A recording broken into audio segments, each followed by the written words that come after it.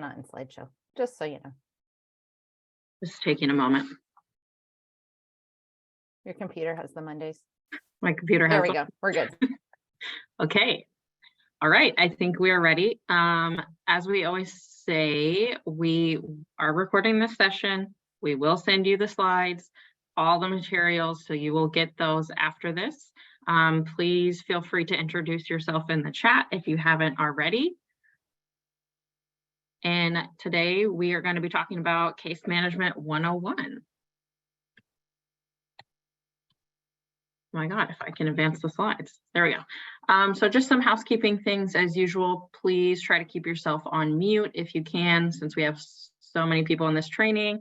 If you have a question, you can either put it in the chat or you can use the raise hand feature if you want to do that, either or. And we'll try to stop throughout if you have questions to answer them. So Jamie J will be flagging those for us. All right, so today on our agenda, we have a pretty packed agenda where we're going to do some quick introductions. We're going to do some poll questions, testing your knowledge.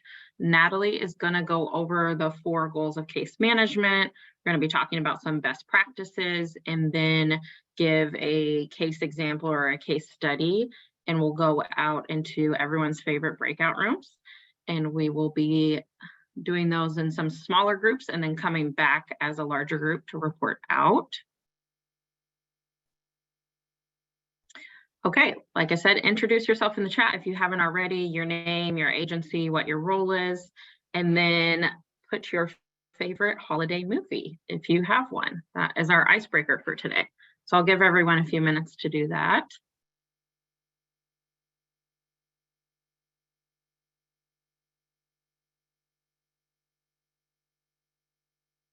Love Actually, Elf, The Grinch,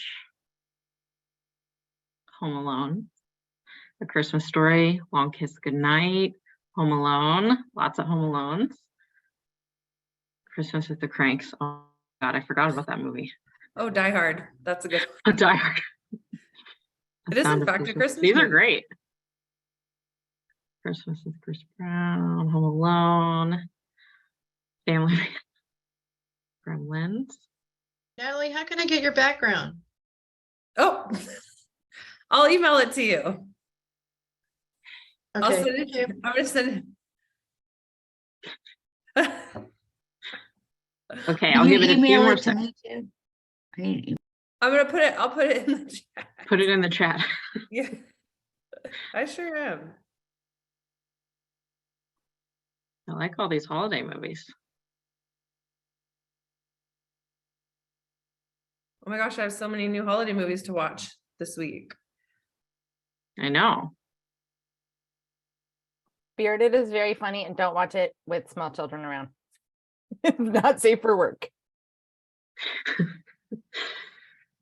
All right, well, let's keep going. Thanks, everybody. I like all these movie recommendations. All righty. So we're going to do a couple, see where you're at, test your knowledge type things, and we're going to try the poll function. I've never done it before, so I hope it works. If it doesn't, give us a moment. Okay.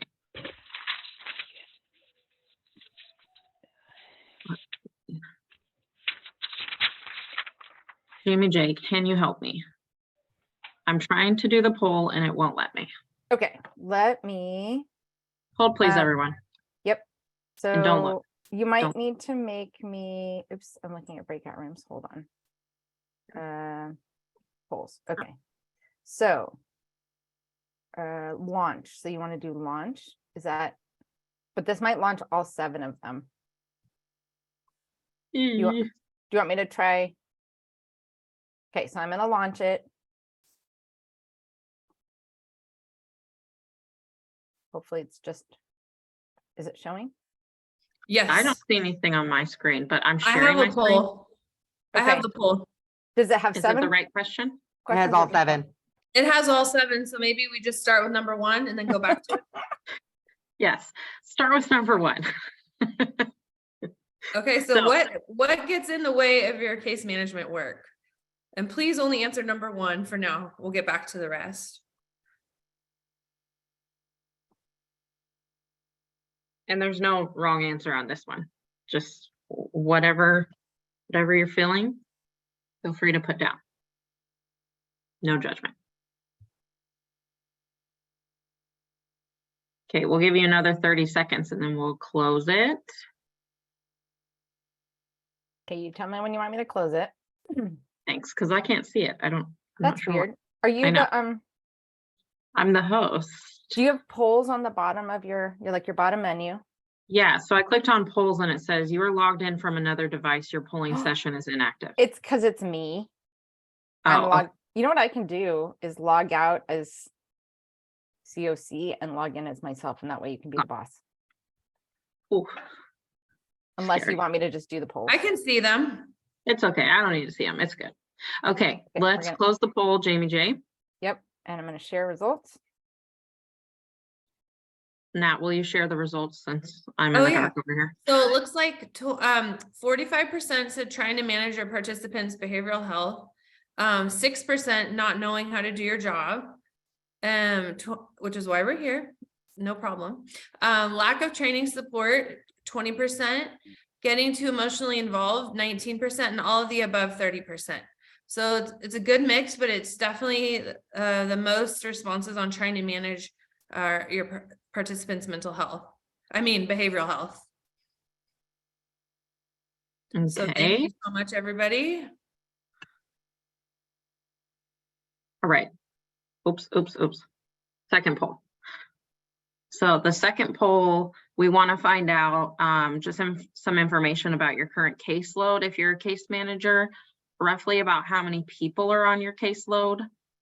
1 to 10, 10 to 20, 20 to 30, or 30 plus. Again, there's no wrong answer. We just wanted to find out generally how many people have on their caseload. Can people see the poll? No, I Okay, can't see hold it. on. I'm gonna relaunch this. Sorry. You would think like 2.5 Hopefully. years in, I would have this managed, but okay, so we're gonna skip question 1. So Shelby, next time we'll figure out a way to load these, but Yep. whatever. It's Monday. You don't have Okay. enough numbers on there. I have almost 50. So you would do 30 plus. D. Okay, I I'll see give the you answers all- coming in. We'll give everyone a little more time to answer these.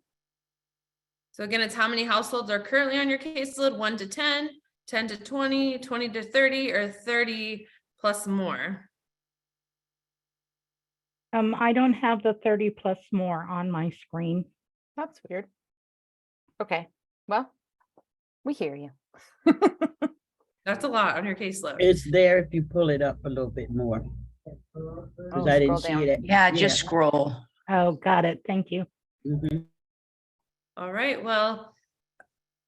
Oh, we got almost 100% answered. So I'll go ahead and read these. We have, looks like 19% have 1 to 10 on their caseload, 26%, 10 to 20 on their caseload, 21%, 20 to 30 on their caseload, and 35% is 30 plus. So part of why we're having this training today is we want to get an idea of how many people are on a caseload, because 30 plus is probably too many for one person's caseload, and we have some tips today on how to manage that. So thank you so much for answering. Back to you, Shelby.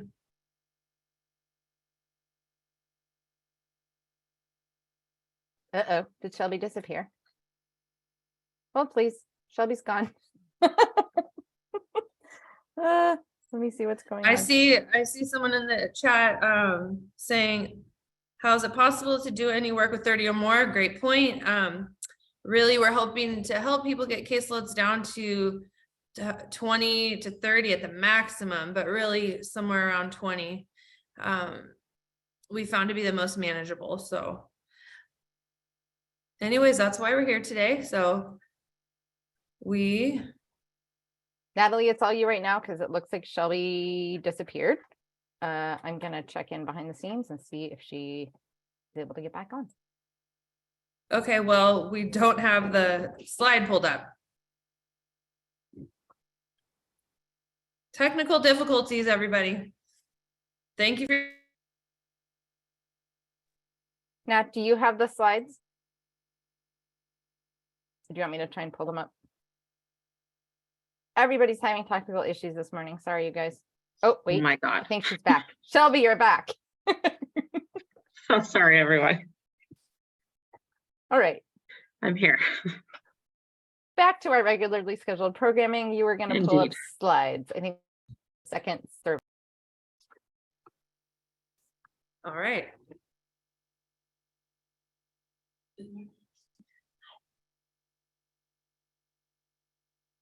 My computer was just like, no, we're not doing this right now. Okay, are we good? We're Yay. good. Game on. Okay, did we get this poll down for, I think we were on the caseload one. Yeah, so it seems like from the group, most people have 30 or more. So we're just explaining that we're here to talk about how to get those caseloads down and spend time Cool. more effectively. So go ahead and go on. Okay. Let's hope I don't lose internet again. But And you, Shelby, are now the have to launch the polls because yay. you're now the host. Okay, cool. So the other poll question, we want to find out, again, there's no wrong answer. We want to find out how long your sessions typically are, your meetings with your participants. Are they 10 minutes or less, roughly 30 minutes, an hour, or more than an hour? So let me So launch the Shelby, poll. if you go to polls, and then share, I think. Okay, there Did I we do go. it? Okay, so question number 3 is the one we're looking for.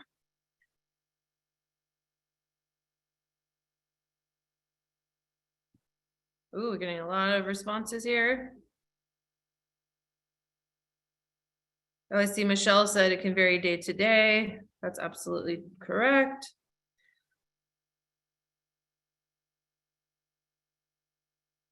Give everyone a couple more seconds here to answer the poll. Okay, it's looking like, oh, people are still answering, so I'll give it a couple more seconds.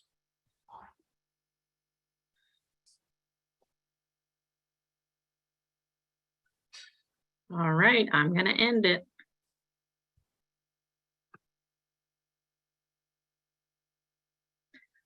Okay. Looks like most people said between 30 minutes and an hour.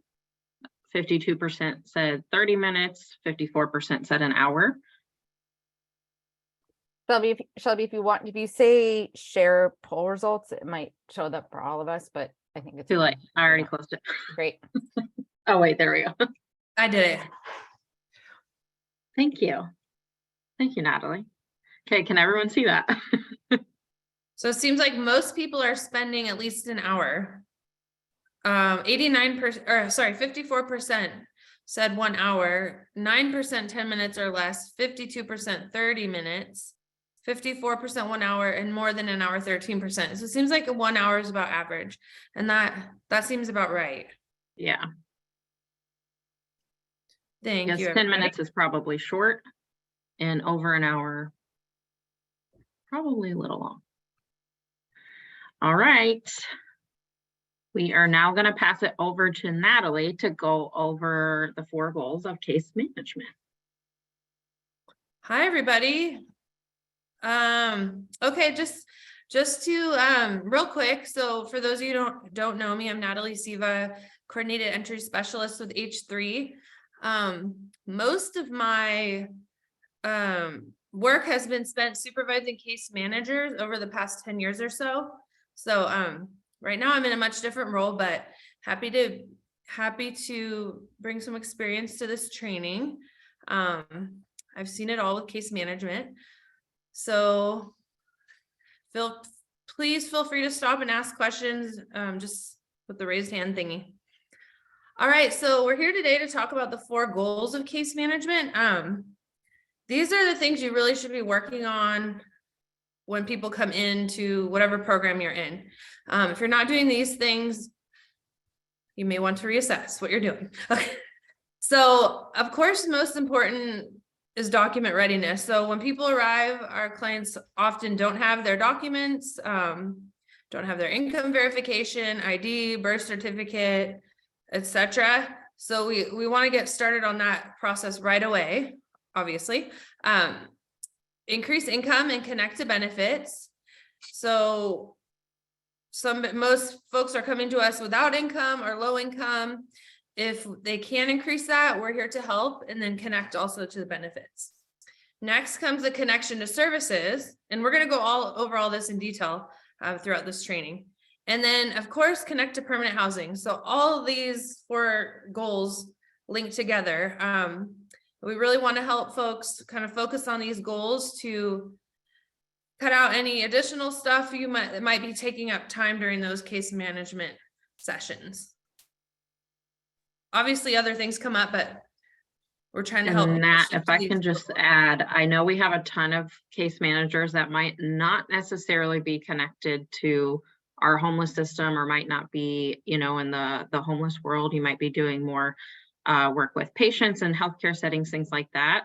So this definitely mostly applies to people in the homeless sector. So not all of these things will be things that you might be working on if you're a case manager in a healthcare setting, but this is definitely focused for people who are working with people experiencing homelessness. Yes, great point. Thank you so much. Okay, I'm going to interrupt Natalie's programming to show you all a sneak peek of a housing stability plan. So we are going to be training all of you that are in HMIS on a housing stability plan in January, but I'm going to give you a sneak peek of it now.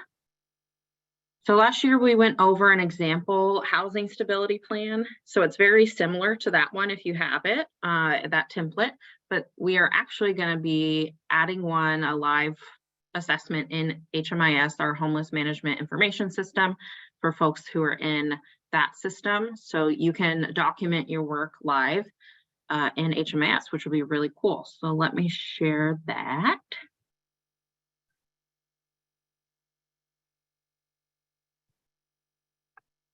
Let me reshare because that's not working.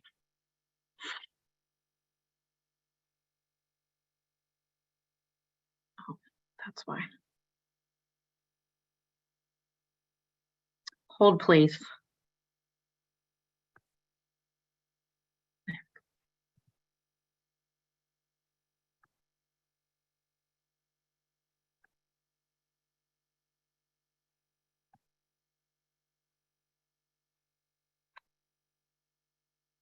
Naturally, my page is reloading itself.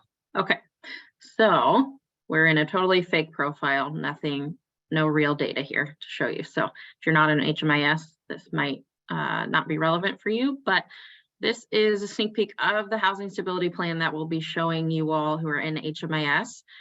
And if you're not in HMIS, you could totally use something similar. We'll give you a Word doc of it if you're interested. But basically, you'll be able to go in under the assessments and check off the things that you've done so far. So if you've done their intake, their VIs, if you've gotten some of their documents, you'll be able to check off which ones you've done. And then, so that's kind of the first step, the document readiness piece that Natalie was talking about, and she'll go more in depth here in a second. And then it also has some goals. So you can pick kind of the category of goals. And this is a draft. So if you have any feedback, if things you want to add, definitely let me know. But there's a finance, so that's related to kind of income and benefits. There's a housing goal, employment, mental health and substance use, and physical health. And we put various if it's kind of outside one of those goals. So if you were to click on, say, finance, you could put to increase participants' income. And then if you're looking to increase their income through benefits, you could check this box and then we'll give you some specific instructions of how to apply. You can call their number, but we'll also be linking the website, which is probably easier. And then you're going to put in some action steps that you and the participant are going to take. So for instance, by next meeting, next Friday, we will apply for CalWorks online together. That could be your action steps. So here you'll put your target date. So next Friday, 23rd, and then the date that you plan to complete it. That could also be the same date as your target date. And then the goal, who you're assigning it to, you can add something there if you want. If not, you can leave it blank. When you add goal 1, it'll automatically populate a second goal. And then you can add in if you have any other goals that you're working on with the participant, like housing, want to get them connected to a shelter, you want to get them a VI SPDAT. And then you can put in some information there on what your action step is, the target date that you hope to start working on that, and your completion date. And each time you select a goal, it'll populate a new goal. You might also have some employment things that you want to work on, like career services. We're going to be updating this to have some additional information like Rubicon, workforce services, things like that. But just to give you an idea, this is what the stability plan looks like, goes through all the goals, and each time you add one, it adds a new goal that you could populate if you want. There'll be some specific things for our shelters, our core teams, our care centers, and our rapid rehousing programs. When you're done, you'll click save, and then that assessment will be in HMIS. It'll be live, and you can always go in and update it, but that way you have a live version. When you're working on the housing stability plan with your participants, you'll be able to go back in and update the goals. Maybe you have a new target date, something took a little bit longer than you thought. You can add that in, or you got their ID or you got their birth certificate. You can go back in and toggle those boxes to show that you did that and click save. So we will be training all of you providers on that plan in January. So look forward to hearing from the red team on a training for that. Shelby, there's some questions and stuff in Yeah. the chat, so let me Okay. see if I can pull it for you. Okay. There was a recommendation to add education to that initial drop-down menu of, Great suggestion. yep. And then we've got, hold on, let me pull this up. Can increase income include looking at community college scholarships and financial aid options? Mhm. There's another one. Let's see, hold on. Can anyone on HMIS see this assessment per patient? And that was Melissa Peters, who's with community. or Oh, ECM. yeah. Good question, Melissa. I don't know. So let me find out from the red team. I believe it is live right now, but it's a draft version and we haven't done the training. So I'm not sure who would have access to it. I think everyone, because we had planned on putting it at the global level tabs. So you should be able to see it, but let me ask the red team. Good question. And then somebody else was asking if they could get this tool emailed. Like if Sure. we have like a document version that we could share with everyone. So maybe we'll include that in the packet of things that goes Yeah. out to everybody afterwards. I think I captured all of the, somebody asked what the VI SPDAT is. So I just dropped a link. It's the housing assessment that our community uses. And I put Yep. A link in the chat to like the training and basic information about the VI. Yep. I think, I don't know if you guys have time for other questions on this, but I think that's everything in the chat. Perfect. We're going to keep moving, but if you do have more questions, feel free to put them in the chat. Oops. Okay, I'm going to pass it back over to Natalie. Hi again. Okay, so goal 1, as we talked about, is document readiness. So go ahead. All right, so which housing documents do you know how to assist a participant with in attaining? Is this going to be a poll, Shelby? It is. Let me relaunch it. Sorry, you're going to see all 7 questions again. Please ignore the ones that don't apply.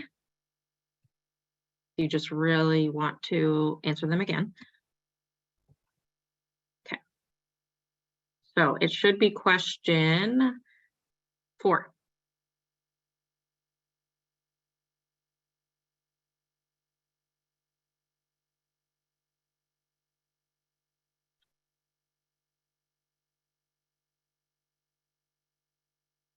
Ooh, these are looking good. Looks like seems that everyone has some idea of how to attain these documents, which is awesome. Almost 100% is that knows how to help participants get an ID. Ooh. Almost 100% social security card. I'll let people, it's still moving a bit. This is great though. 30 seconds.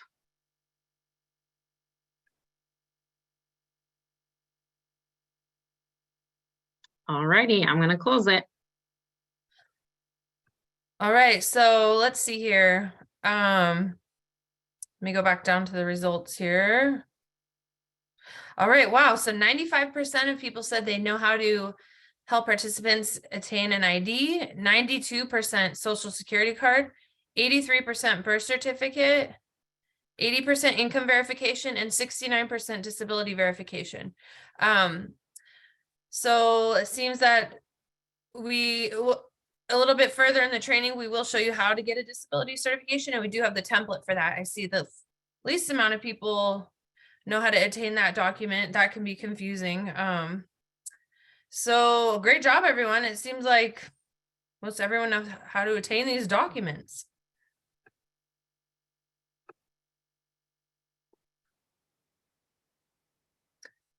So here's just some information on how to get participants document ready. You can always use the fee waiver to apply for a new ID. For social security cards, visiting the local social security office. Income verification comes in different forms. Obviously that can be earned income verification with pay stubs or SSI. So if you need to help somebody get their SSI verification, and I know many case managers are already doing this, here's the link to make an account so you can assist your participants in getting that information. And same here with CalWorks and GA. Birth certificates, I think the only way that I know of is going to Vital Records, and using this link is the fastest way to attain those birth certificates. And disability certification, I think Shelby's going to show this form. SSI award letter sometimes works, but the HUD disability form has to be signed by a clinician, and that's on our next slide. So just one moment, please. Okay, so this form, and this, I just saw someone in the chat ask if this stuff will be emailed out. Everything in this presentation will be emailed to everybody, so you can save this document. So this document serves as a disability certification. We use this mostly for permanent supportive housing, and the doctor does have to sign it and put their license number, fill out number 2 has to be filled out completely with whatever the disability is. So as you can see, that could be a mental health issue, physical or developmental, or a chronic health condition, and those all count as permanent disabilities. Thank you so much.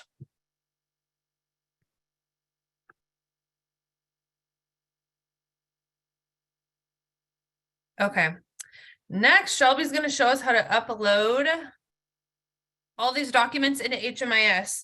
I'm curious how many people, you can just throw this in the chat, are uploading their documents into HMIS once their participants attain the documents we've been talking about. How many folks are uploading them? Ooh, Angela Fisher always does. You go, girl. Thank you so much. So this is important for when documents get lost or case managers switch. Oh, you always know it's right here. So go ahead, Shelby. Show us how to do it. Okay, so I'll do, I can do a quick demo just on this fake client.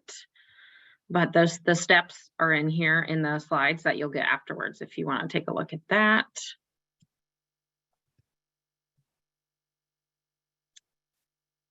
Hold please, there we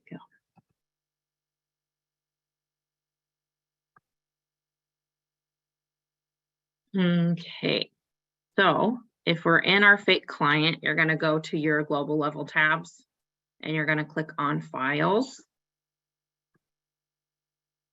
Under client files, there's two categories, client files and client forms.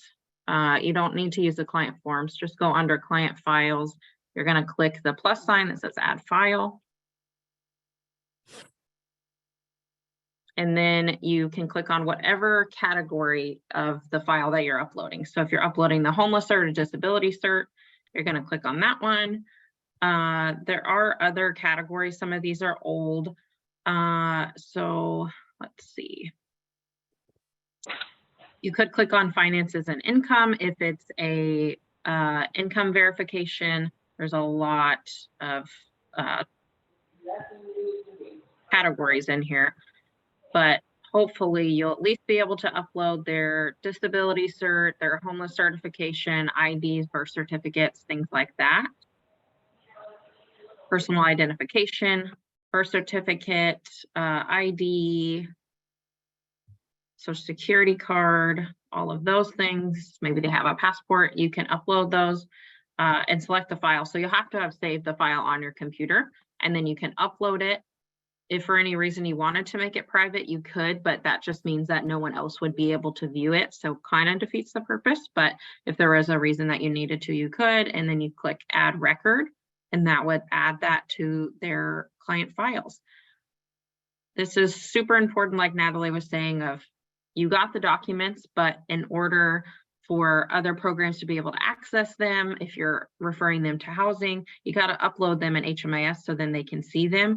And it helps just having a copy, just in case the participant loses their documents, you have a copy here in HMIS, because oftentimes our participants do lose documents. So it'd be great if you can upload them in HMIS so it's all there just in case. And Shelby, I see Alvin was saying that he's had issues uploading large documents. So I think this is probably better for just IDs, birth certificate, social, that kind of stuff. I'm not sure what capacity it has to upload like packets of information. Probably not. Yeah, it's usually just one-off documents. So if you're uploading a large file, that's not going to work.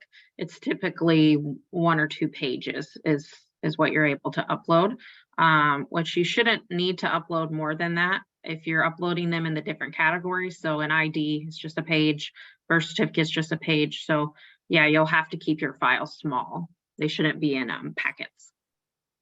And it's really only meant for these main documents anyway, just for the purpose of when someone's name comes up for housing, it's all there, ready to go. So you don't have to go. Right. Teresa, I see your question. Does HUD property allow for copies of documents versus original? Not sure. That's probably a case-by-case basis, dependent upon the property. Yeah. Okay. All right, back to you, Nat. Oh, hi again, everyone. Okay, so goal number 2, increasing income and connecting to benefits. Of course, this is super important when participants come into our programs, because like we said before, and as we all know, many folks come to us with no income, or, you know, they're on GA and need help getting on SSI, or they're on CalWorks and need help finding employment, etc., etc.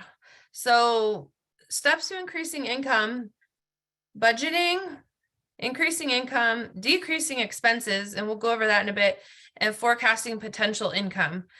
Forecasting potential income can be extremely helpful, especially for folks going into rapid rehousing, because they may go into the program with a lower income, but we know they're working on increasing that during their time in the program. So it's important to forecast out what their income potential may be when looking for their housing. And again, that's especially for rapid rehousing. So your job is to help your participants maximize their available income to pay for housing. One, by helping the participants increase their income, and by helping the participants decrease expenses. So to know how much rent a person could currently pay, the first step is a budget assessment tool, which, lucky for you guys, we have a really cool one. I forgot who shared this with us originally. Was it John? Maybe John Prindle. I think it was John. Yes, thank you, John, if you're here. Thank you so much. So this tool is really cool because it automatically calculates the budget. So we're going to pull this up here in a minute. You're welcome to use this. It's extremely helpful, so you don't have to add manually. And it's helpful for the participants to see it in this form. Is it on the way, Shelby? Yeah, are you ready for me to share? Oh, I'm ready. Let's do it.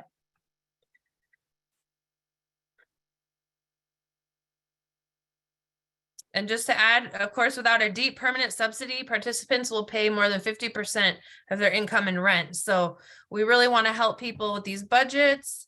Because once they see this on paper, it might, you know, be helpful for them to see it like this. So do you want to throw some sample numbers in there? Sure. Yep. So this one, like Natalie said, it auto populates or auto calculates, I should say, the information you're putting in, so you don't have to do any math. My personal favorite, because who wants to do math? Seriously. So you could do this. Maybe this is a monthly budget, so perhaps they get SSI and they get $1,040 a month. That'll auto populate into their monthly amount, and then how much that is annually. So that's their current income. But let's say they didn't have SSI and they had employment, and right now they're only making $1,000 a month in income because they're working part-time, but you're working with them to get a higher paying job. They have an interview for a higher paying job that's full-time, to where they could potentially make $2,000 a month. So you can calculate their current income and their future income. And again, we'll let you know how much they're going to make, how much they make monthly and how much they make annually. And then you can also put in what other expenses they might have. So they might not have rent right now, but you know, in the future, potentially in a few months, if they're going through rapid rehousing or housing on their own, that they will have to pay their rent. So maybe it's $0 for right now, but their rent will be $1,000 a month. Nobody's rent is that low. I don't know why. I know. I was like, where are they going to live for $1,000 a month? $1,500 a month. We'll just say that is their future amount that they're going to be paying for rent. And then let's say I was already there. They don't have a car, but they do pay for BART or bus tickets. Maybe that's $50 a month. Seriously, I'm guessing here. That'll give you your total. They don't have any utilities right now other than cell phone bill. Let's say that's $50 a month, but they will have these other expenses, these other utilities that they'll have to pay. You can add in however much that's going to be. There's medical expenses, so maybe they have some health insurance or some cost sharing that they have to do, or maybe they have to pay for their prescriptions and they have a lot of medications and that costs them another $50 a month. It goes on and on. If they have any financial stuff, like they owe some taxes or loans, credit cards, things like that.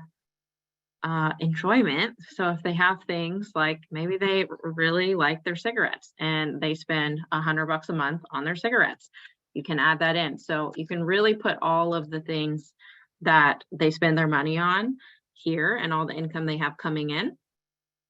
Oh, I just want to add one thing, Shelby. So for some reason, there's no storage on this form. So I usually put that in under other. Yeah, you're right. Because of course, many of our participants have storage units that they're paying for. But maybe once they move into housing, that expense drops. Yep. for example. That's a great one. So say, for example, like Natalie's saying, right now they're paying $100 a month for storage, but in the future, they move into housing, they won't need that storage, so they can drop that expense down. So this will help you calculate how much they have now, how much spending now versus how much they're spending future. So this helps you forecast, like Natalie was talking about, and then gives you the total at the bottom of their total income, their total expenses, and the difference. Again, it auto-populates, auto-calculates everything. So I think this is a super helpful tool, and it really covers most of the categories. Anything in the chat about this budget template? Let's see.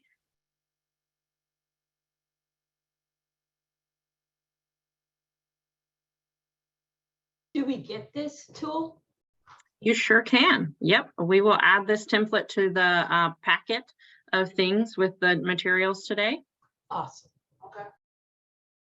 I see someone here said the cost of rent in the Bay Area far exceeds what many of our clients who are working full-time can afford. Clients and staff, I would say. But yes, great point. So, you know, we have more housing options than we did before. We'll go over some of those later. But of course, people paying regular rent is extremely difficult in the Bay Area. So really good point. Yeah, and like Natalie said, I think you already mentioned this, but we know that without that permanent subsidy for housing, that most people will be paying a large portion of their income towards rent because we live in the Bay Area, because it's so expensive. So it's not ideal, but we know that even with the best of budgeting, for many, if not most people, they will be paying more than that 50% of their income towards rent. Yeah. So here's the other, I think this was 3, increasing income through benefits. So, as you all know, because you spend a lot of time doing this, connecting your participants to benefits, just a reminder of some of the things that are available. Of course, there's CalFresh, CalWorks, GA, Medi-Cal. Here's a link to the My Benefits. Or which one is this, Shelby? Is this for all these things right here? Yeah, if you go to My Benefits CalWin, that's where you can apply for all of those things at once. They updated their computer system, I think it was this year, and it's way easier than before. So now when you go to do an application, it'll ask you if you want to apply for all of these different benefits at the same time. So you don't have to fill out those gigantic packets anymore. Here's the link to apply for WIC, SSDI, SSI, and Medicare. So you'll have all this information when we send out the slides.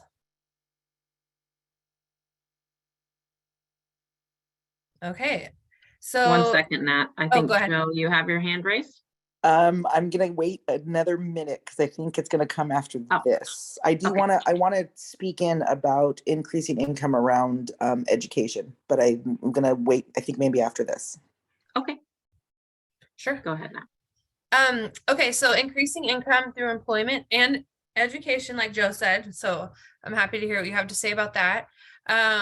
Some questions to ask, and these are just ideas, you know, when you're having a case management session about increasing income through employment, maybe asking people what kinds of jobs are they interested in. So we're not talking about jobs that are just totally not something the participant's interested at all. What is their projected income? Will they pay that in rent? If they're on disability, how many hours can they work? Are there health risks associated with this person working? Do they need childcare in order to go to work? I know we have many participants who have multiple children, and maybe going back to work isn't what makes sense for them at this time. Or maybe we help them figure out how to get connected with childcare through CalWorks. What about transportation to work? And then I want to add in what Joe was saying about education. So great point. Helping people talk about going back to school, learning a trade. I don't know why I didn't have that in here. Makes complete sense. So, and here's some resources here. What is this in the chat? Does the county have low-income childcare?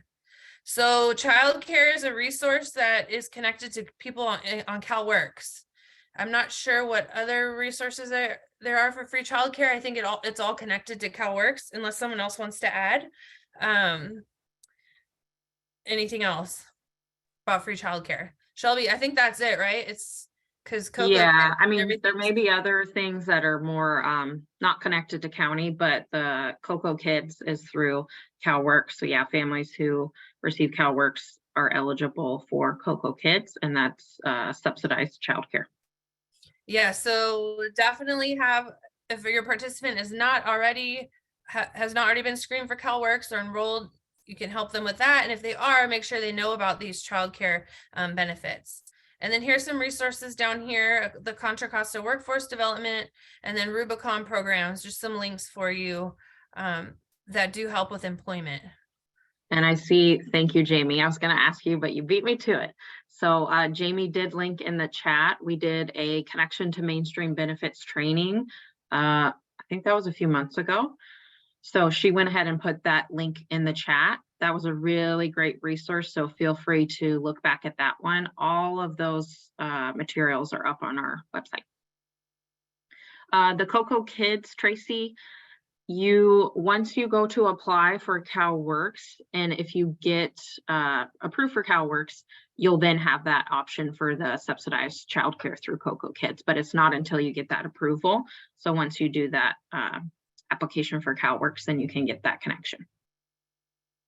Great. And I think for a while that's free. I mean, free childcare. Yeah. For quite a while. So okay. Sorry, I'm trying to move these chat things down. Okay. Jamie's looking at the chat. I'm going to right? jump in real quick. Is that okay? Go ahead, Joe. This is Joe. Yeah, wonderful. So the thing around education, I like the trade thing, but so I personally, I spent a good 7 years surviving off of scholarships, financial aid, just focusing my time because I wasn't capable of working. The idea of going back to work was not an option. So there's a lot of, we were just talking about childcare, you can tap into the community colleges and they can also help with childcare. They can also help, there's so many things, excuse the chickens. There's so many things that we can tap into. The chickens agree.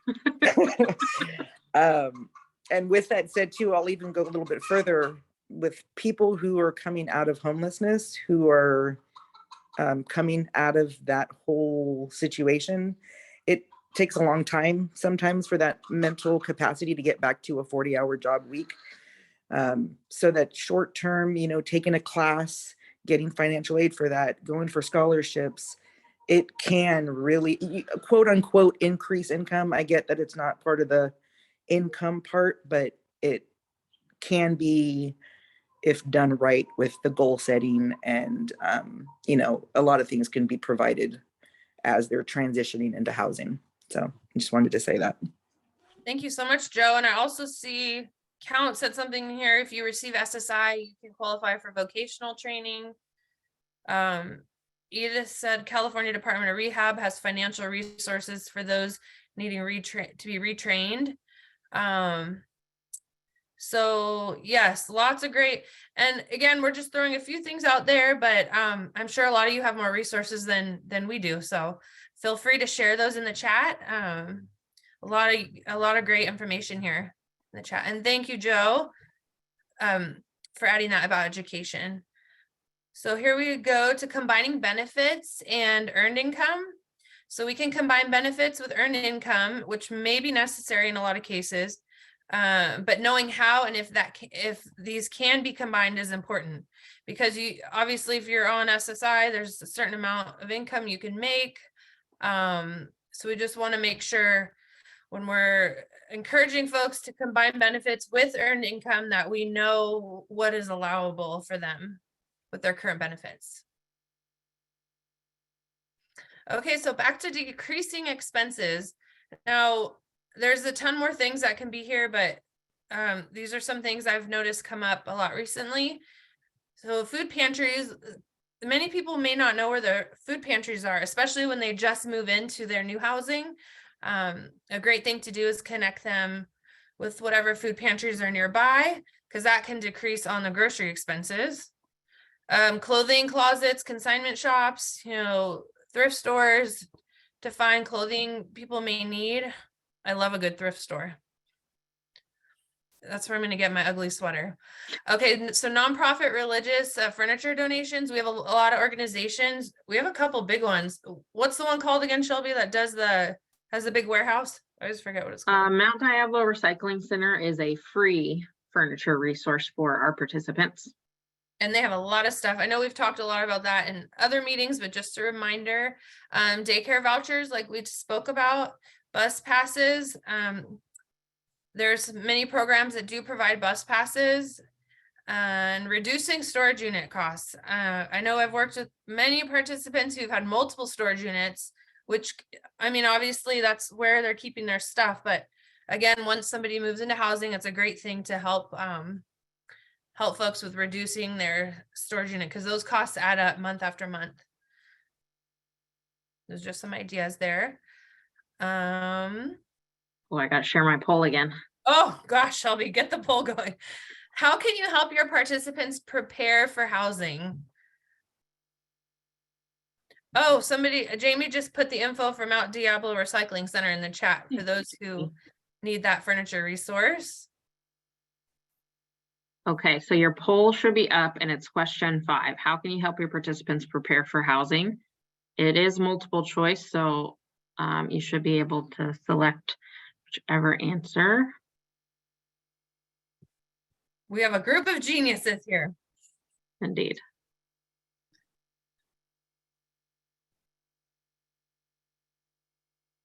Ooh, budgeting. Yep. Connecting to employment benefits, decreasing expenses, forecasting potential income, all of the above. We'll give it another 10 seconds.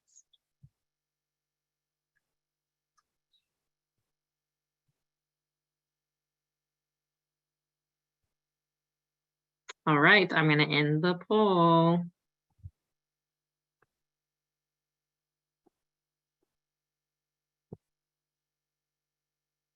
Okay.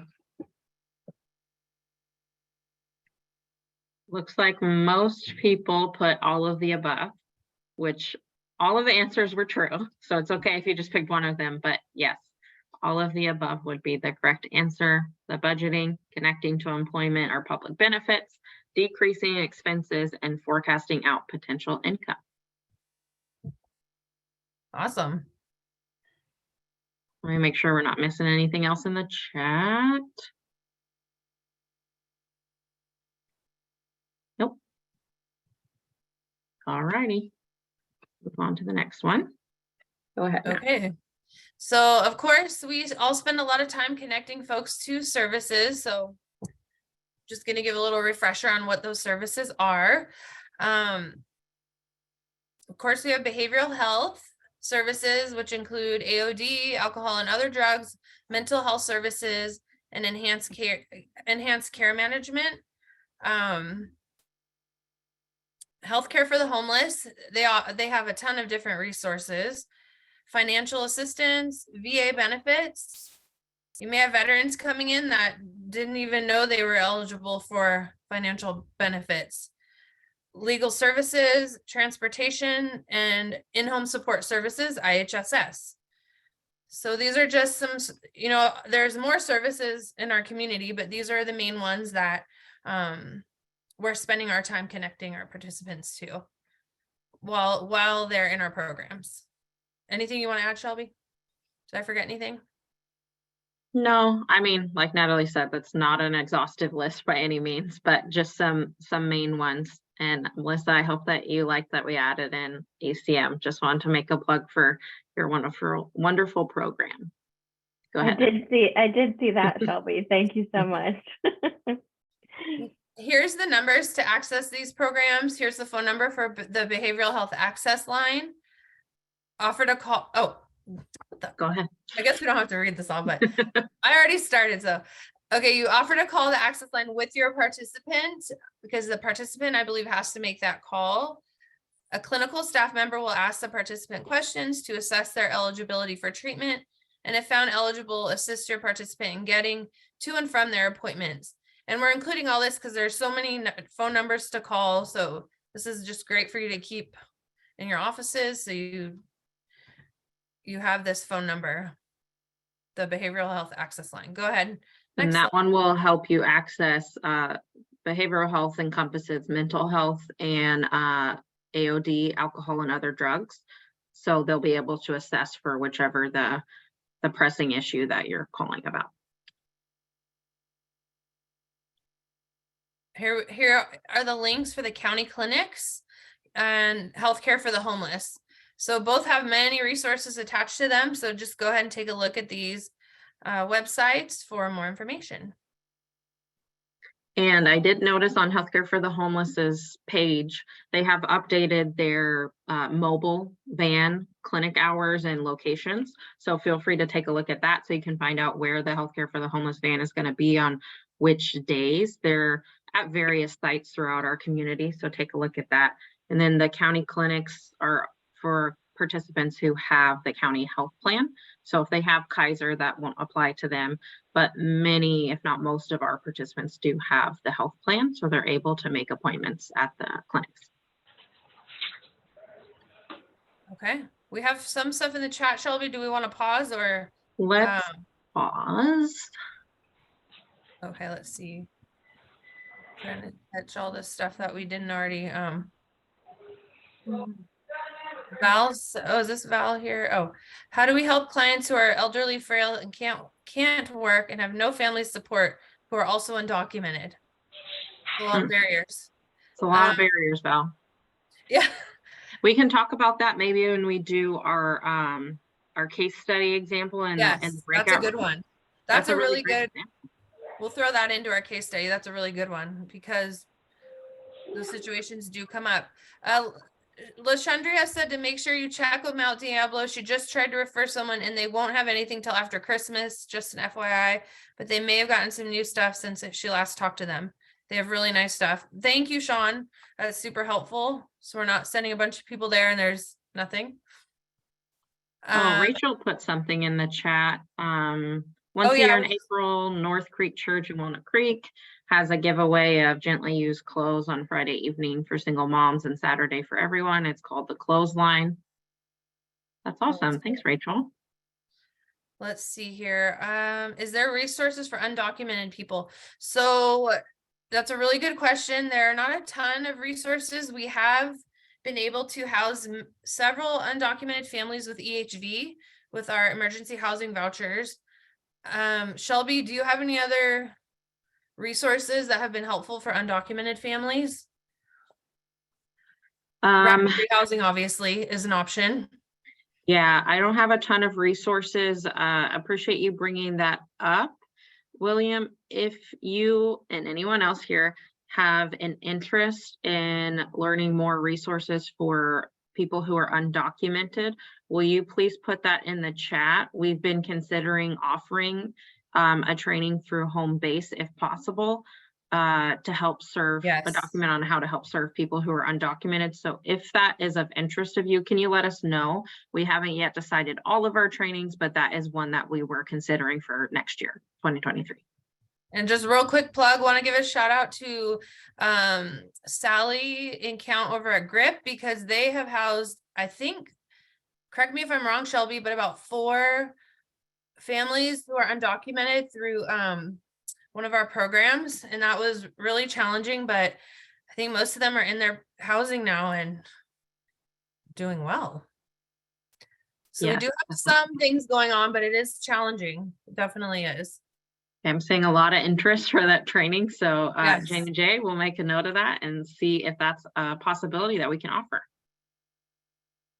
And I do see a couple people put, what is it? Jewish Family Center or Jewish Community Center. I forgot what it's called. It's Jewish Family and Children's Services. So they do a lot with folks seeking asylum and refugees. I think there's, and actually I will say, yeah, Catholic Charities. This might be something too, where 211 has a whole bunch of resources and agencies tagged in their database. So But yes, we will also look at doing a training. And I saw somebody was looking for link around free bus passes, and I don't know if anybody has that information. I don't off the top of my head, but if you have that, go ahead and put it in the chat. Or With the bus passes, it's just connected to certain programs like CalWorks participants, I believe, are eligible for bus passes. Yeah. Folks in the veterans programs sometimes are eligible for bus. It just kind of depends what program. Somebody just said Rubicon. They believe Rubicon does bus passes. So it's across multiple agencies. So we don't have a specific link. Got it. So free phones, these are all good questions. And I think, so Natalie and Shelby, correct me if I'm wrong, but is this also something where 211 we think would have some of that information, or iffy? Yeah, probably yes. And yeah, we didn't put anything about the free phones or cars because weren't sure if that was still happening, but I would think that if it was, that 211 might have that information in their database. Jamie J, could you link their database? Oh, thanks, Kimberly. I saw you put in the chat, can share resources you found for undocumented persons and families. Thank you.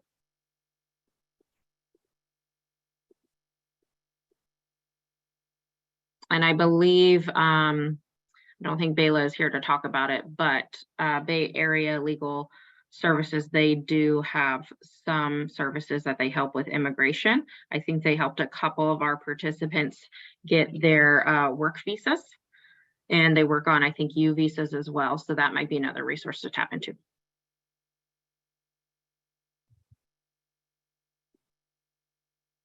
Okay, let's move along. Oh, my Lanta, what just happened?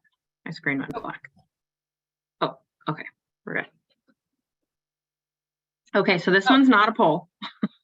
This is just, if you want to put in the chat, what are some barriers that you experience when you're trying to get people that you're working with connected to benefits or services? So benefits, income, any services, what barriers do you experience when you're trying to get folks connected to that? Go ahead and put your answers in the chat. Which is a good segue from what everyone was just talking about. Undocumented families or singles are having huge barriers. So,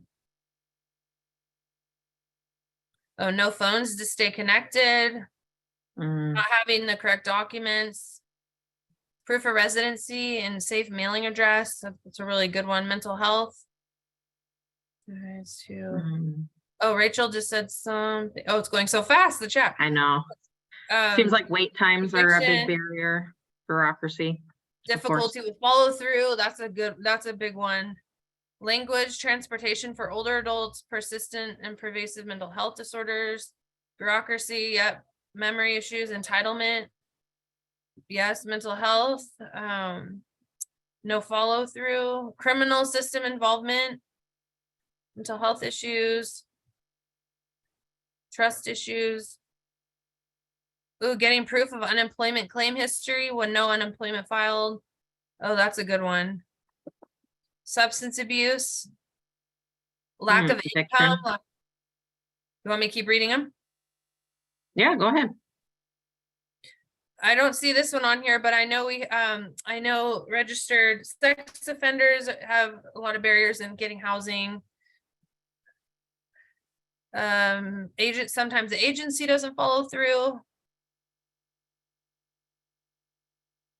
Clients not willing to cooperate. For those, I saw a couple of people saying like willingness, motivation.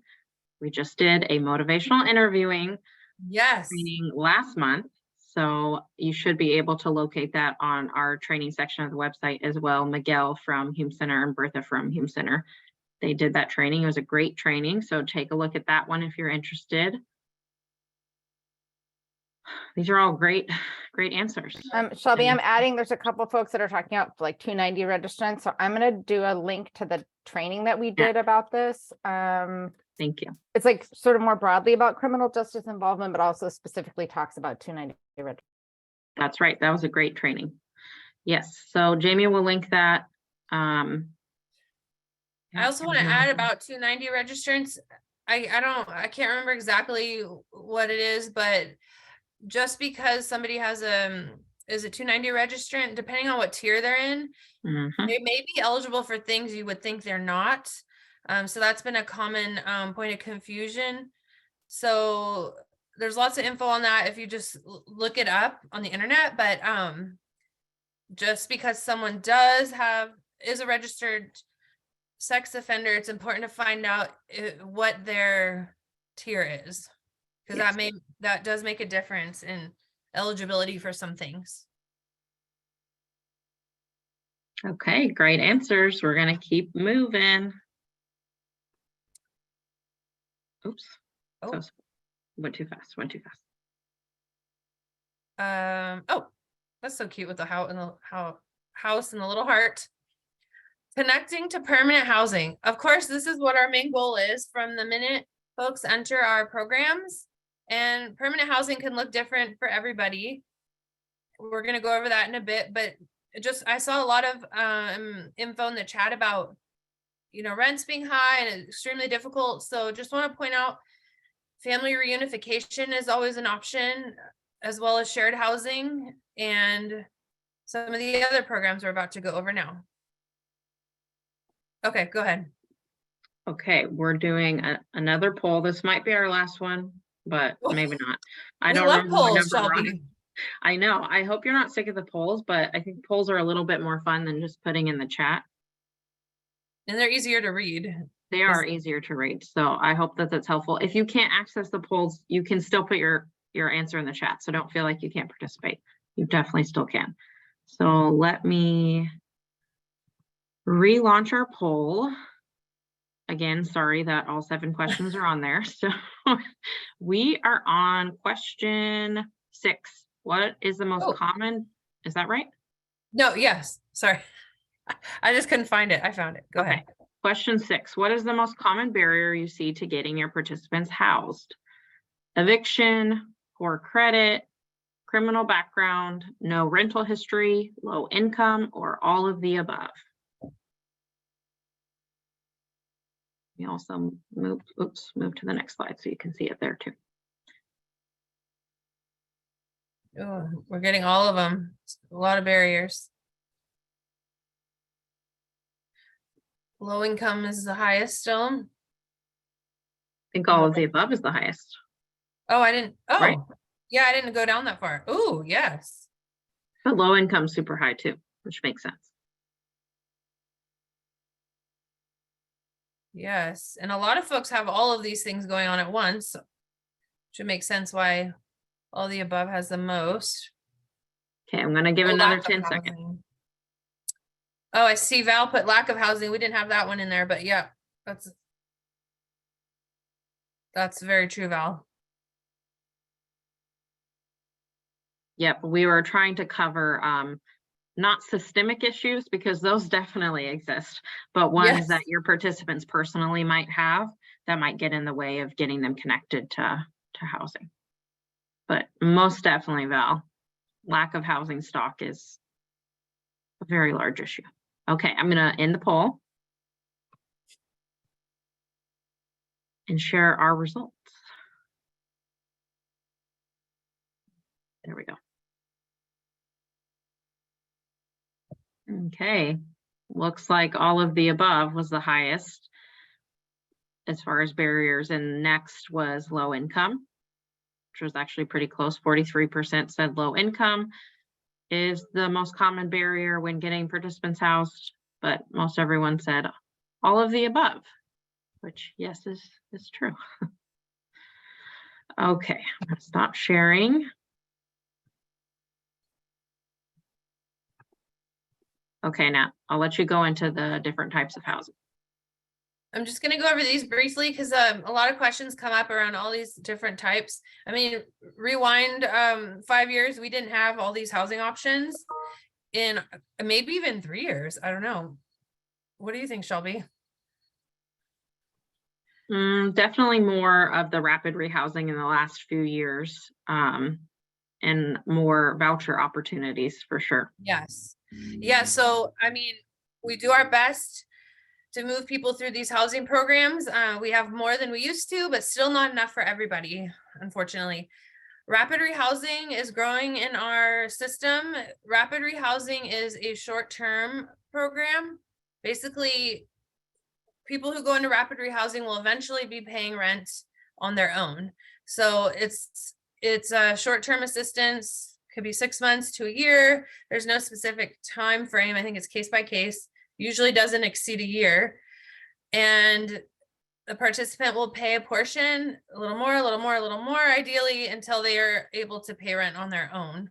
So that's important when doing that income forecasting, because you don't want to move somebody who's on SSI into a unit that's $2,500 a month. And then eventually, you know, for example, backs, say they move, they're done with their backs rapid rehousing, and then they're stuck with that full portion of rent. And there was just no way from the beginning. Backs is really good about moving people into housing that's sustainable for them. So that's what we're meaning when we're forecasting. So that's rapid rehousing. You hear us talking about that a lot, because we have more and more openings for that program in our community. Shared housing is an option where people can move in together. We have some shared housing programs in our community. So I know it's not ideal, but it's a good first step for some folks. Not everyone wants a roommate, but some people do. And it works for some people.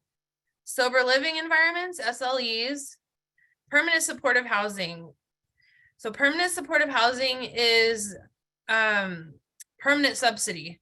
So that comes along with services, whereas rapid rehousing, the services are temporary. So permanent, you pay 30% of your income as long as you're in permanent supportive housing, and that comes with some form of case management.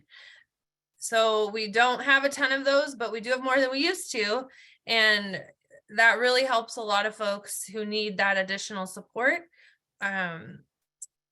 We have affordable housing, some of it, not a ton.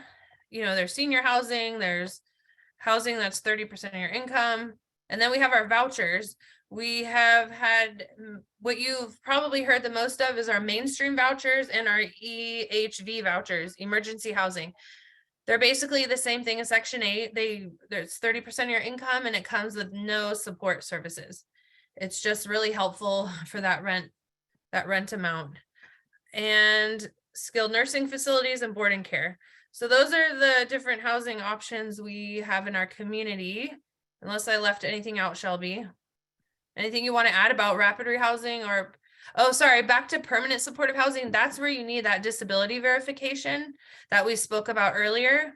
And you also have to be chronically homeless. So homeless for over a year, or is it 2 or more times in 1 year? Is that what it is?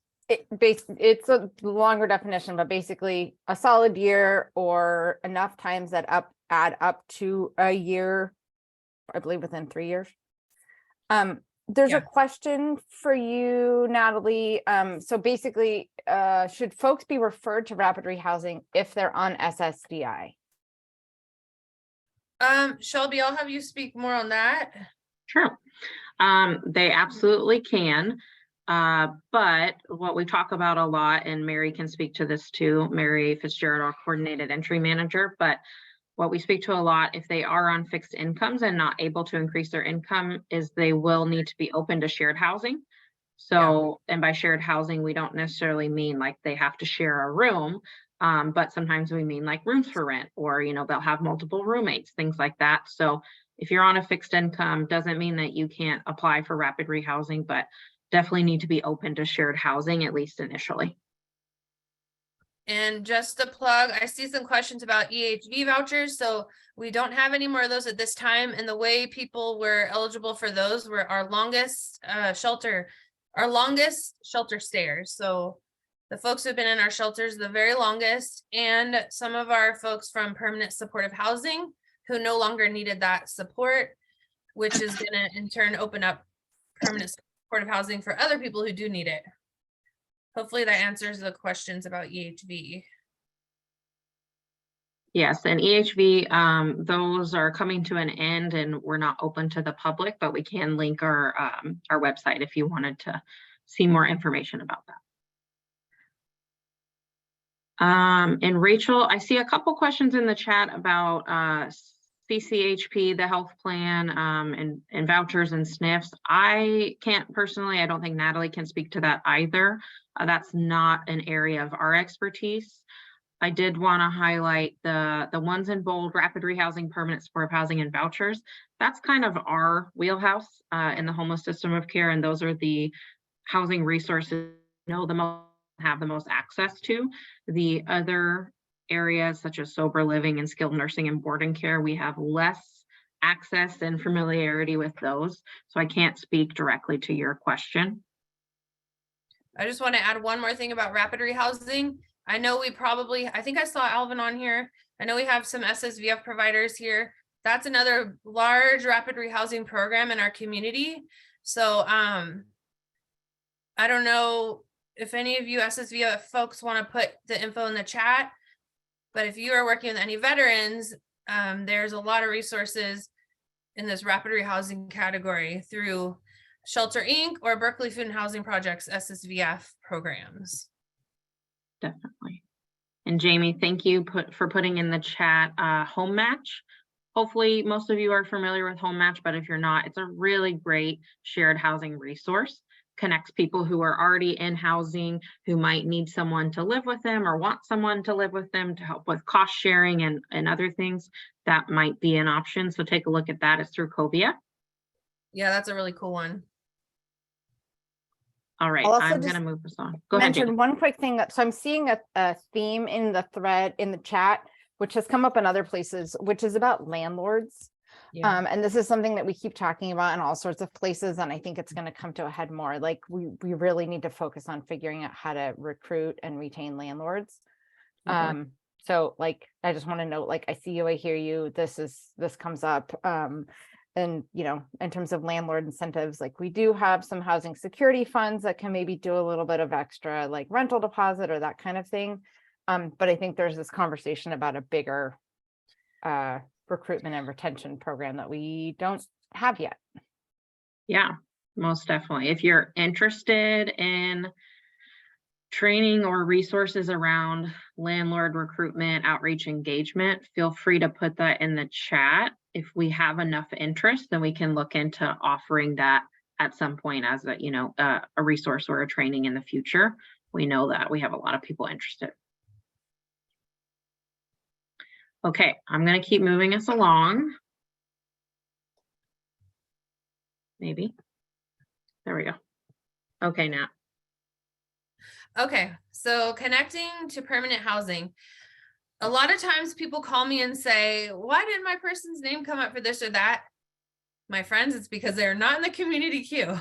So Shelby's going to show us briefly, or first of all, they don't have a VI completed, or they have one completed, but they didn't get added to the queue. So then it's basically, they get missed. So Shelby's going to show us quickly just a reminder on how to make sure you push that referral button so they are added to the queue. Again, if they're not in the queue, they are not coming up for any of these housing opportunities that we're talking about. Can I just flag you guys for a quick second? So I think there are a lot of folks on this training that aren't actually CES coordinated entry providers. Yeah, I was just about to say. Good, like do like a really quick snapshot of like who does them and what is a VI, Yeah. just like Yeah, super I can quick. do that super Thank you. quickly. While Shelby's Yes. pulling that up, I'll just give a quick. So a VI SPDAT is just an assessment tool we use for providers within our coordinated entry system. And we use HMIS to enter those assessments. So if you're not completing those or part of that, just ignore this part. But for those who need a refresher on how to add to the queue, here you go. It's going to be quick. And the folks that are doing those housing assessments, those are our main access points, not 211, that's a bit much. But our care centers, our core teams, and our shelters who are a part of our coordinated entry system. So if you are outside of that system, but want to get your participant connected and want to get them connected to resources or an assessment, I would suggest having them drop into one of our care centers or get connected to one of our core teams. Alrighty, friends, if you're in HMIS, it has gotten even easier than it was before to add somebody to the queue.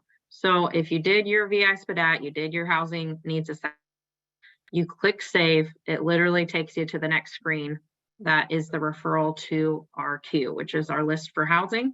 All you have to do is click send referral, and that is it. They're on our list. And that list is a live list that Mary Fitzgerald, our coordinated entry manager, manages.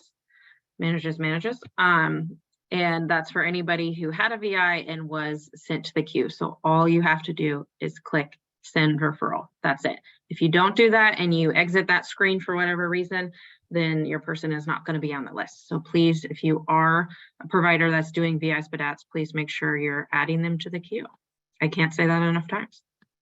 And if you want to just double check to make sure you did it, go back to the profile screen on HMIS and you'll see under that square thingy that sometimes has the person's picture or just like a shadow of a face. If it doesn't say community, I think it says community queue view details right there. Yeah. If you don't see that, that means you didn't add them to the queue. So you can just, so what I encourage folks to do real quick, I know we don't want to spend too much time, is to go through your caseload, your list of names on your caseload, and just go one by one through HMIS and make sure they're in the queue. So even if it's 30 or so people, just spend a little time every day just double checking. You'd be surprised some might not be in there, and that could be why they're getting missed.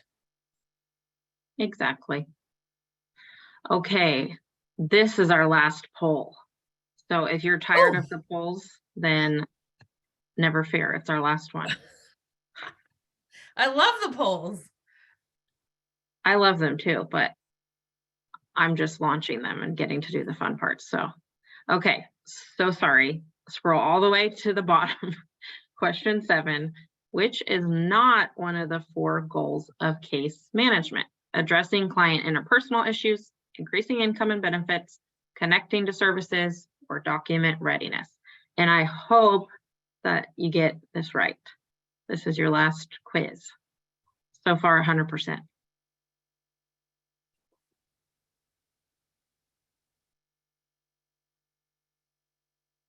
Wow, great job, everyone.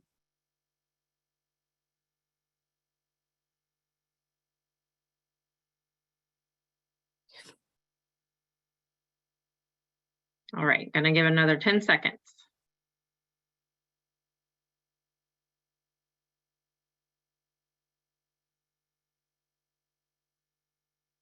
All righty, so I'm gonna end the poll, share our results. The answer should have been correct. You got it right. Addressing clients' interpersonal issues. So your participants' interpersonal issues that they have going on, while important, are not for you as a case manager to solve, really focusing on those 4 goals that Natalie talked about. Great job, everyone. Awesome. All right. So moving on to, oh, these are fun little paper ball things. Paper ball sunshine. So best practices to use in case management. That's our next section here. All right. So I know there's going to be a link to these trainings that we've had in the materials that get sent out. But some models that we use in our community is motivational interviewing. And that's the training Shelby was just talking about, completed by Hume Center. Trauma-informed care, housing first, harm reduction, and critical time intervention. Ooh, harm reduction coming in 2023. Something to look forward to after the holiday season. Indeed. I just want to add one quick thing about housing first. I know we talk a lot about housing first as it's a requirement in our programs. And I realize that can be challenging with the cost of rent. Many people have been putting in the chat. So it's more about sustainability for folks. So just going back to that shared housing as an option for people lower income, and just wanted to plug that back in here since that comes up a lot. Like, how do we do housing first when it's so expensive? Makes total sense. It's more about not turning people down for housing because of substance abuse issues or mental health issues, or because they're not doing this or that. Housing first before everything else. Okay, I'm done with my housing first speech. Go on, Shelby. Okay, I think now we're wanting to hear from you all. If you have any best practices of your own that you would like to share. My screen keeps going black on my end, so maybe that's a chance for me to stop sharing. But if you have any best practices that you use within your agency, within your case management team that you want to share that maybe weren't mentioned in the last slide, if you want to share those, feel free to either raise your hand, you can put them in the chat. What are some best Shelby, practices you all have? Go ahead, sorry, Jamie. I just want to flag too. Somebody asked in the chat if we could define harm reduction, since it was on one of the slides. Yeah, so harm reduction is the model used. So basically, okay, going back to that budget template Shelby was showing earlier, with the cigarettes. So say somebody is spending $1,000 a month on cigarettes. 1,000's excessive, maybe 300. And we wouldn't want to say, okay, well, you have to stop smoking because you don't have enough money. We might say, oh, maybe you could spend less on, here's a way maybe you could spend less on cigarettes. Or when someone moves into housing, we don't want to tell them they have to be sober or they're going to fail in their housing. Maybe they move into housing and we connect them with AA or NA and something like that. So it's about reducing the harm, not taking it away necessarily, or saying that if you do this, you're not going to be successful. It's about reducing the harm. Helping with the budgetings, reducing, helping people see how much they might be spending on certain things a month and encouraging them to decrease that. Does that make sense? Does that answer it, Jamie? Yep. Okay. And we're going to be likely offering a harm reduction training in the next year. So stay tuned for that. Ooh.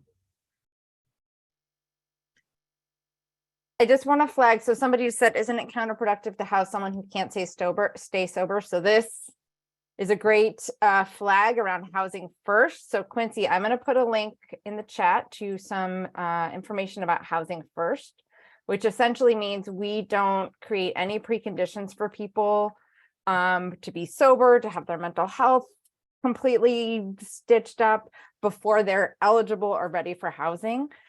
So yes, it really can create challenges, right? As a staffer, if you're trying to help them. But what we've learned is that once people are in housing, they may be more successful in working on their sobriety and helping stabilize their mental health. Yes. So yes, and if they don't, they challenge. still they still can be successful even if they don't. Thank you, Jamie. That was super helpful. Okay, friends, I'm going to bring us back to the original question. And the question is, what are your best practices that you all use in your case management work? And it's okay if it's some that we mentioned, or maybe there's something new that we haven't talked about. Feel free to either raise your hand or put in the chat. We'll just spend a few minutes because we're running low on time. Here, I'll read. Want me to read some of these as they're coming up, Shelby? Sure, I haven't seen any so far, but maybe you have something. Oh. Any best practices anyone wants to share? Oh, we got some coming in. What are resources for aftercare once people are, oh, that's a good question. I think some of these extra questions we may answer at the end, but for right now, we're going to hold off on questions that aren't related to this question, if you don't mind, so we can continue on with the training. We'll get back to those. If it's not related to this question. Can you repeat the question?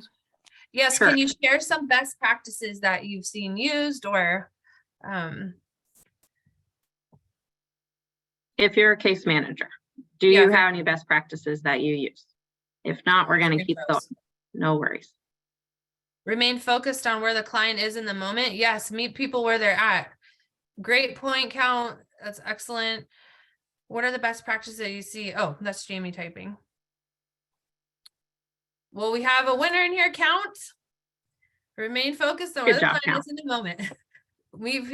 Of course, we always meet people where they're at. say what you mean and mean what you say. If you say you're going to do something, do it. Yes, thank you. I always have a bowl of chocolate in my office. That's a That's great so best sweet, Val. practice. I'm going to Val's office. I see Mary has her hand raised. Go ahead, Mary. Oh, sorry, Mary, go ahead. I was just gonna note two things. One, in regards to the budget, one thing that I really liked, for example, working with SSVF at Shelter Inc., they use like an honest budget practice. And so this type of budget, they also capture other discretionary spending that folks might have, which can even include like substances, like you guys said, cigarettes, alcohol, things like that, that folks might not always be willing to share or might not capture it in like this typical budget sheet, right? Like it's not like food or clothing, but it is something they spend on. So kind of coming from that honest budget approach, I really like to capture all things that they really do spend their money on. And then the other thing I wanted to mention in regard to document readiness is being upfront with the participants that some of the documents will need to be submitted maybe again or can like expire, especially in terms of like income or proof of assets and applying for housing. Maybe they're giving you a bank statement, but be sure to let folks know you're giving me this, but in another 30 days, I might need to ask you for another one, or in another 60 days, I might need to ask you for another one. Because this can be cause for a lot of frustration with participants sometimes, and they can say, I already gave you this. So being upfront in the beginning, like this is something you're gonna have to give me again, can help down the road too. Yes, absolutely. Thank you so much, Mary. And yes, especially with bank statements, because those expire at a certain point every month. So I mean, in pay stubs.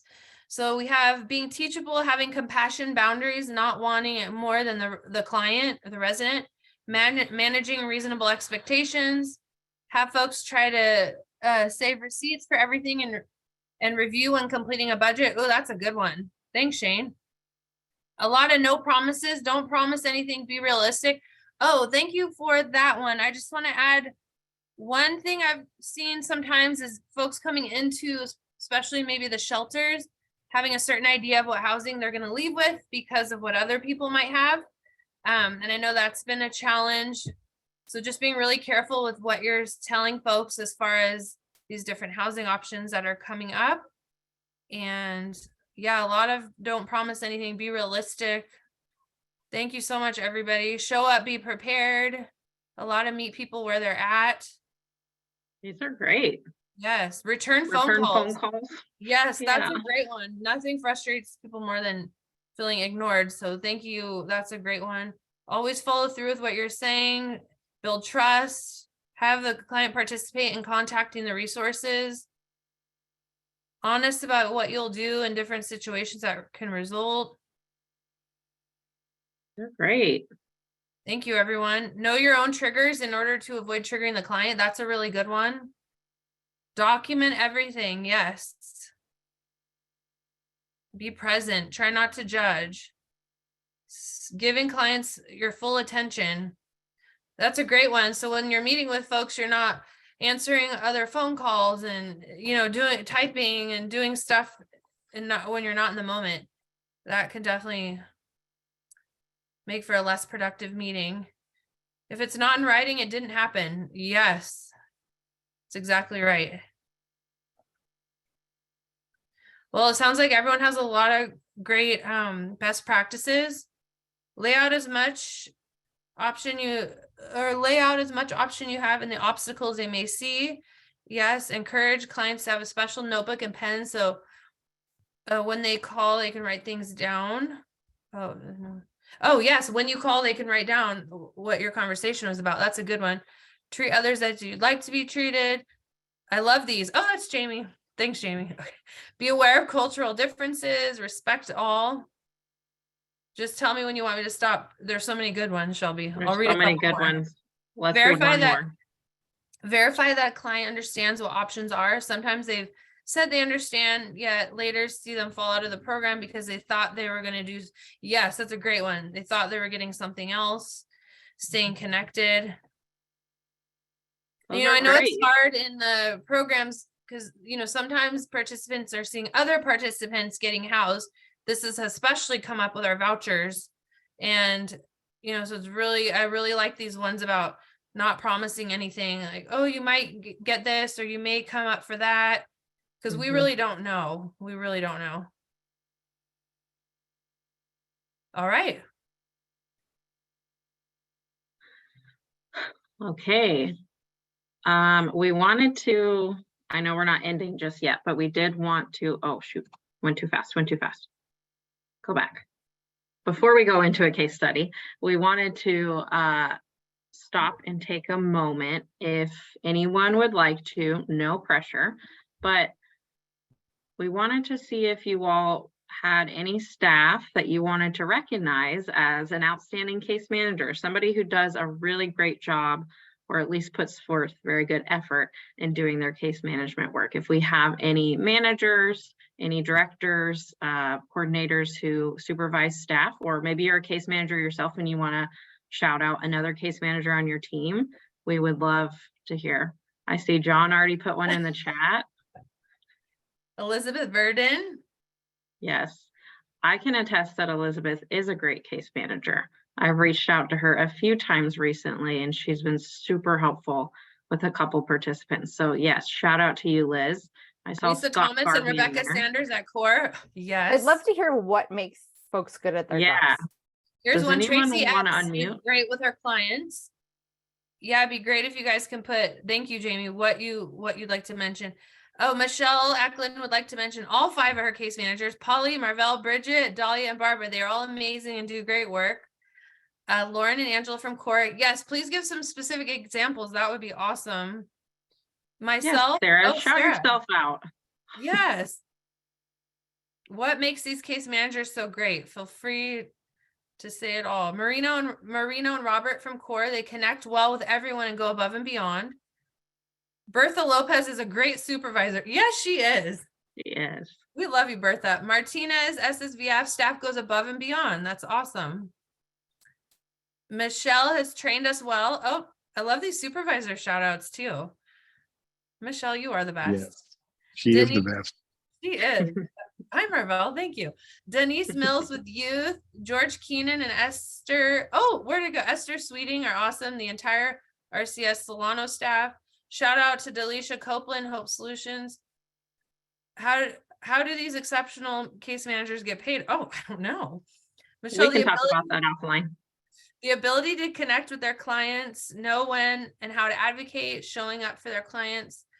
Michelle and Naomi Kirby, Cynthia Garrett, amazing responses. Oh, Cynthia Garrett is amazing. Let's see. It's going so fast, you guys. Natalie Stern, always great. I'm trying to get them all. Great. Candy is the bomb, caring, compassionate, and honest. Their clients. Tanya Goins is the most amazing supervisor, the most amazing supervisor. That is the truth. My current supervisor, Lisa Thomas, and past supervisor, Natalie Siva. Oh, that's me. Thanks, Mary.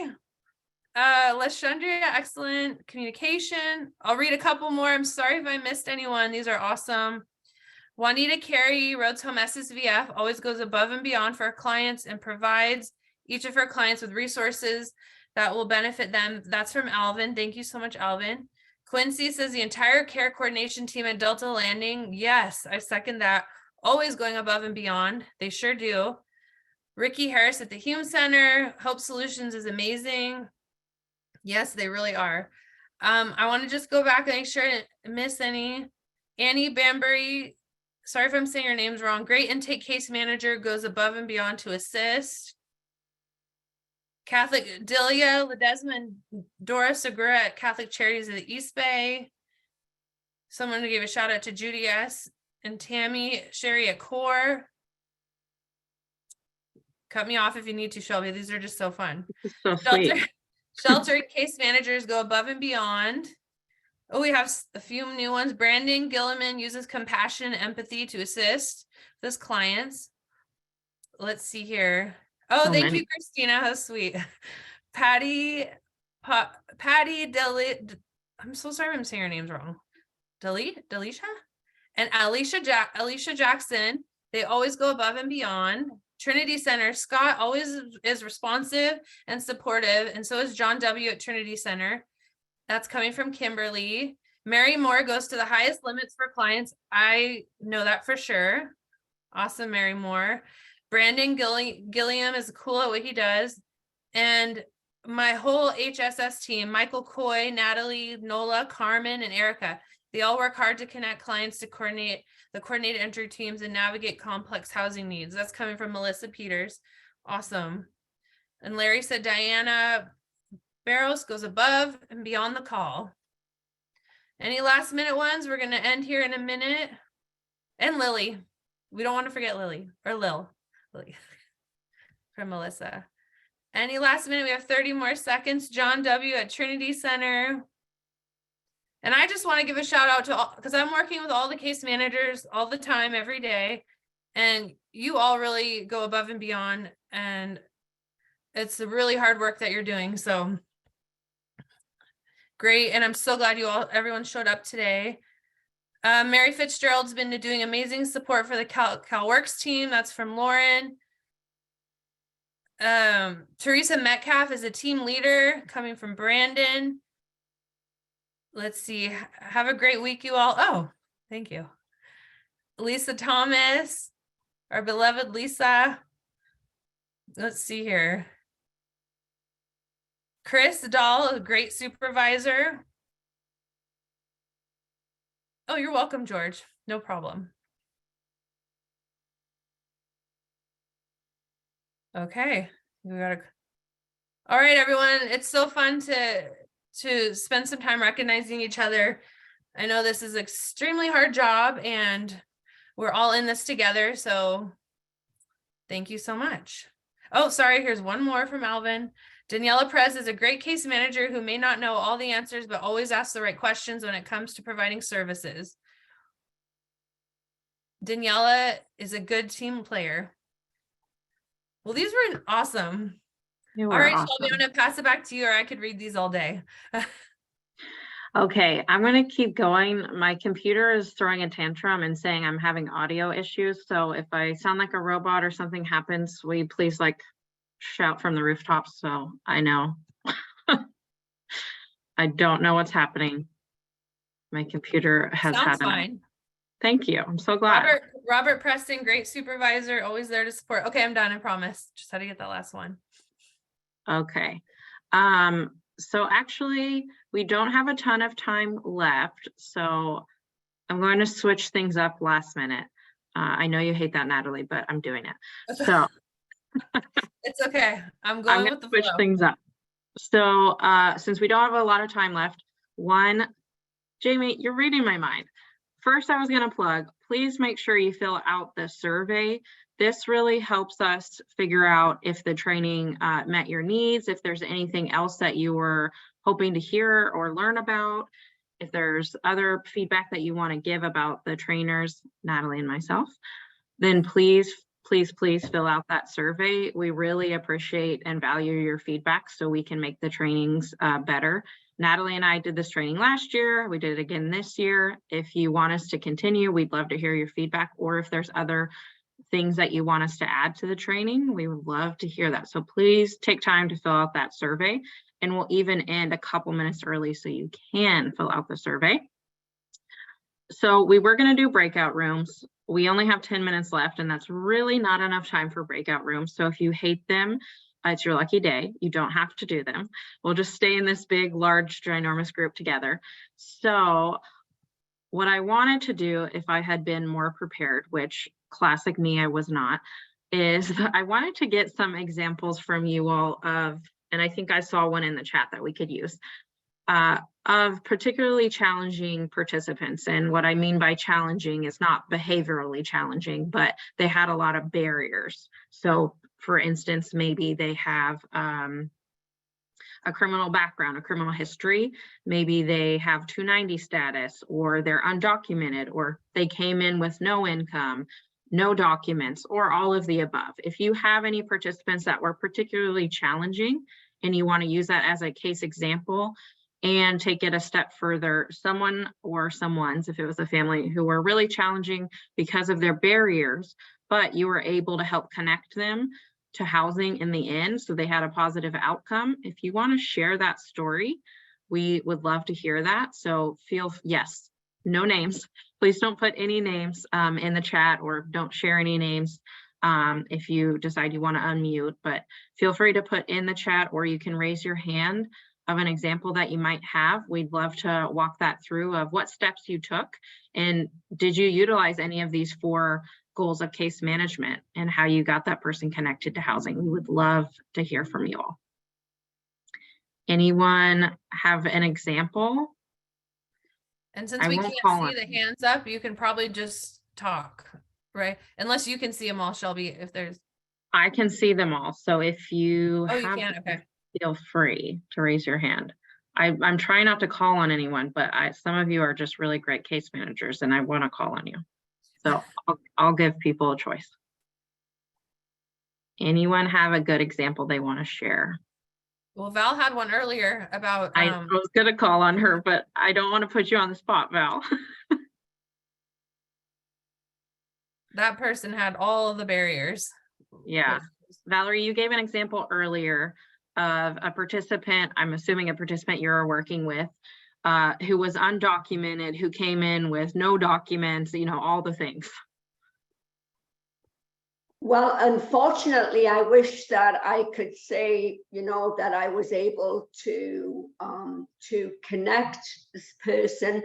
We actually have several in our shelter. I work at the Dawn Respite Center, and we have several clients who are elderly, that are unable to work. They have some significant health issues. I'm talking about dialysis, congestive heart failure, diabetes, amputees. They don't have friends or a support system, family to help them. They've been in this country for many years, and we are unable to come up with an income or a housing plan. And I'm seeing some of these clients who are languishing in our shelter for years now, just doing the shelter shuffle. And I would love to see some kind of advocacy, because I know that we are not the only ones here at the shelter who are experiencing this. I know there are other case managers out there who are coming up against this brick wall. And I would love to see some kind of advocacy around this issue of elderly, frail, undocumented. How do they, you know, many of them have worked in this country and paid into our system for many years. How do we give them dignity at the end of their life? You know, in the last years of their life? It's really something that is heartbreaking to me, that they must face this. Yeah. Definitely, Val. That's a good example. So why don't we talk through that, Valerie? So you're talking about people who are seniors, have multiple significant health conditions that are affecting their quality of life. They're potentially undocumented. So they have that low to no income because of their documentation status. They have all of these things. So what I like to do when I'm thinking of, oh my God, they have all of these barriers, all of these things going on, break it down step by step. So let's look at the first barrier that they have, that they're undocumented. So what resources can we tap into to help getting them documented? And Val, I know you're pretty familiar with resources that help people get documented. It's a different kettle of fish when you are dealing with immigration. It is it's a massive bureaucracy. Even getting someone who, you know, has a permanent resident card, trying to get that replaced, or, you know, if it's expired, to get that renewed, is very time consuming and very cumbersome. So to have somebody, and I'm talking about, and I know that there's a couple of people on this panel right now who know who I'm talking about. We have a 72-year-old and a 75-year-old. So we are able to make them comfortable here at our shelter. We provide mental health services. We take care of their health needs, AOD services if needed. But other than that, there isn't too much else. And once they've stayed for, at a shelter for a while, then we kind of all twiddle our thumbs and think, okay, where can we pass them on to next? And we're not able, it's the income part and the housing part that we cannot provide. We can't get food stamps. You can't get an ID. They just live in this, this netherworld out there. And I'm sure there must be many, many who are out there. Definitely. Well, Val, you're bringing up a very difficult cases. Not that people are cases, but situations that are, that you're facing in the shelter and at respite, that I'm sure there's probably lots of other case managers who have similar experiences. I know we are almost out of time though. So if you do have any information or resources that you'd like to give Valerie, or you want another opportunity to talk to other case managers, feel free to reach out to Jamie, Natalie, or myself, and we can connect you. And real quick, Val, while you were talking, I just want to make sure you noticed all the shout outs you were getting. Valerie's amazing. We love her. Valerie's amazing. I love partnering with Valerie Sloven, always responsive, my go-to at Concord Shelter. Just want to make sure you didn't miss those, Val. Oh, thank you. I would love to get together with other people who care about this issue to see if there's some way we can advocate to our congressperson, anything to see how we can resolve this difficult issue. Yeah, and I think I can safely say Shelby and I are going to work on some sort of training, at least to provide some, because this looks like this is a consistent issue for a lot of folks. So we'll work on that in the background, making sure that there's a training with even some basic resources and places to direct folks. Thank Yeah, you. and I really do encourage case managers to reach out to each other, because you all have, the experience, and I think we could definitely do more of that. Finding a way to connect with each other at different sites and different programs to work out some of these difficult situations. Thank you for sharing that, Valerie, and back to you, Shelby. Well, Val, I know we didn't give you any answers, so that was probably not helpful. But yes, as everyone has said, would love to connect. If you are interested, Valerie, in gathering or connecting a group like that, definitely let us know. In the past, I had tried out during COVID some what I called community care hours to help give people space to come and talk about some of the difficulties that they were experiencing during COVID, especially with participants, with themselves, burnout, all of those things. It wasn't very well attended. I think people were just kind of stressed and didn't want another meeting to go to.